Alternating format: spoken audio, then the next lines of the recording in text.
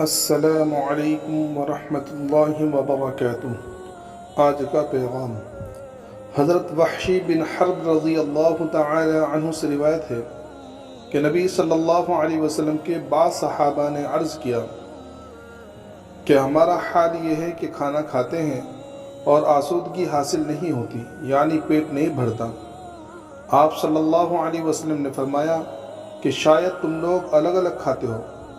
انہوں نے عرض کیا کہ ہاں، الگ الگ کھاتے ہیں۔ آپ صلی اللہ علیہ وسلم نے ارشاد فرمایا کہ تم کھانے پر ایک ساتھ بیٹھا کرو اور اللہ کا نام لے کر یعنی بسم اللہ پڑھ کر اجتماعی طور پر کھایا کرو،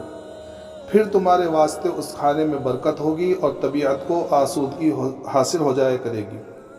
فائدہ: ایک دوسری روایت میں حضرت جابر رضی اللہ تعالیٰ عنہ سے روایت ہے کہ میں نے رسول اللہ صلی اللہ علیہ وسلم سے سنا، آپ صلی اللہ علیہ وسلم فرماتے تھے کہ ایک کا کھانا 2 کے لیے کافی ہو جاتا ہے، اور 2 کا کھانا 4 کے لیے، اور اسی طرح 4 کا کھانا 8 کے لیے کافی ہو جاتا ہے ایک ساتھ کھانے کی وجہ سے۔ اجتماعی طور پر کھانے کی یہ برکت جس کا اس حدیث میں ذکر کیا گیا ہے، اس کا تجربہ ہر ایک کر سکتا ہے، لیکن شرط یہ ہے کہ کھانے والوں میں ایثار کی صفت ہو،